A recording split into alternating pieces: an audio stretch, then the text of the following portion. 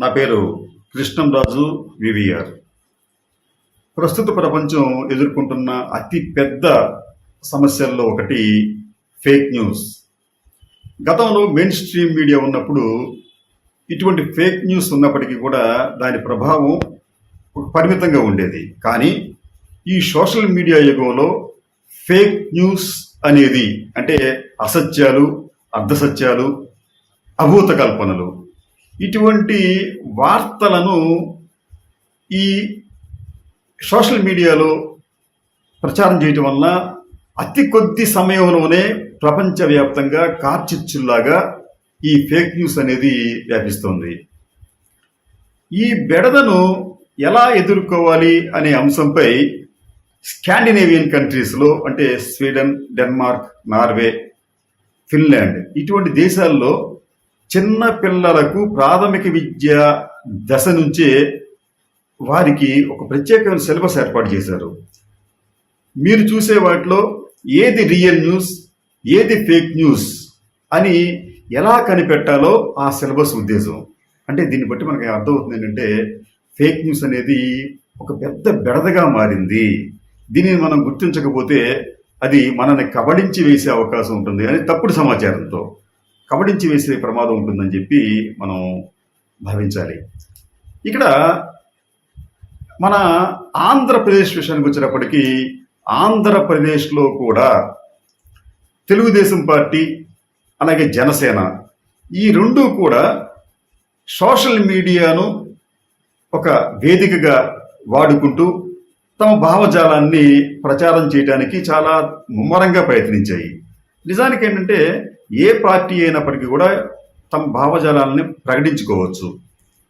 Social media కావచ్చు, లేదా main stream media కావచ్చు, ఎక్కడైనా చేసుకోవచ్చు. కానీ ఆంధ్రప్రదేశ్కి వచ్చేటప్పటికి ఈ రెండు పార్టీలు తమ విజయానికి ఈ ప్రచారాన్నే ఒక షార్పెస్ట్ వెపన్గా, ఒక పదునైన ఆయుధంగా వాడుకోవాలని నిర్ణయించి గత 2 సంవత్సరాలుగా ఇటువంటి ఫేక్ న్యూస్ ప్రచారం చేసే విషయంలో దాదాపు విజయం సాధించాయి. ఎంత విజయం సాధించాయంటే ఆంధ్రప్రదేశ్లో నిజానికి గ్రోత్ రేట్, అభివృద్ధి అనేది చాలా బాగా ఉన్నప్పటికీ ఆంధ్రప్రదేశ్లో గ్రోత్ లేదు, ఆంధ్రప్రదేశ్ అన్ని విధాలా వెనకబడిపోయి ఉంది అని చెప్పడంలో వారు సక్సెస్ అయ్యారు. నిజానికి ఆంధ్రప్రదేశ్ అనేది 2023-24తో పాటు అంతకు ముందు సంవత్సరాల్లో కూడా 16-17% కూడా వృద్ధి రేటును సాధించినప్పటికీ కూడా అది కనుమరుగయ్యే విధంగా ఈ తప్పుడు ప్రచారాన్ని వారు విజయవంతంగా చేయగలిగారు. అలాగే ఇతరతర అంశాలు, రాష్ట్రంలో నిరుద్యోగం ప్రబలిపోయింది, పరిశ్రమలు రావటం లేని చెప్పారు. ఇది కూడా నిజానికి పూర్తిగా అవాస్తవమే అయినప్పటికీ ప్రజలు ఆయా అంటే ప్రభుత్వానికి వ్యతిరేకంగా లేకపోతే వైసీపీకి వ్యతిరేకంగా ఉన్న పార్టీలు చేసిన అవాస్తవ ప్రచారాన్నే పూర్తిగా నమ్మేలా చేయటంలో ఆయా పార్టీలు సఫలమయ్యాయి. ఫలితంగా వారు రానున్న ఆల్రెడీ ఎన్నికలు జరిగాయి, పోలింగ్ ఇప్పటికే మనకి పూర్తయింది. ఈ ప్రజల మనోభావాలను మార్చే, ఆలోచనలు మార్చే విషయంలో వారు దాదాపుగా సక్సెస్ అయ్యారని చెప్పి మనం భావించాలి. అయినప్పటికీ కూడా ఇంకా వైసీపీకి విజయావకాశాలు కనిపిస్తూనే ఉన్నాయి. పోలింగ్ పూర్తయింది, మరి కొద్ది రోజుల్లో ఫలితాలు కూడా వెలువడబోతున్నాయి. కానీ ఆయా పార్టీలు అంటే వైసీపీ కావచ్చు, జనసేన కావచ్చు, ఆ పార్టీలు ఇంకా తమ ఫేక్ న్యూస్ ఫ్యాక్టరీస్ వాటిని ఇంకా నడుపుతూనే ఉన్నాయి. ఎందుకు వారు అలా చేస్తున్నారు? ఎందుకు వారికి నిజానికి ఎన్నికలు అయిపోయినాయి కాబట్టి వారు ప్రశాంతంగా ఫ్యాక్టరీలను తాత్కాలికంగా మూసివేయవచ్చు, కానీ మూసివేయలేదు, ఇంకా ప్రచారం చేస్తూనే ఉన్నారు. తాజాగా ఈరోజు మీకు హిందుస్థాన్ టైమ్స్లో ఒక కథనం వచ్చింది. ఆ కథనం సారాంశం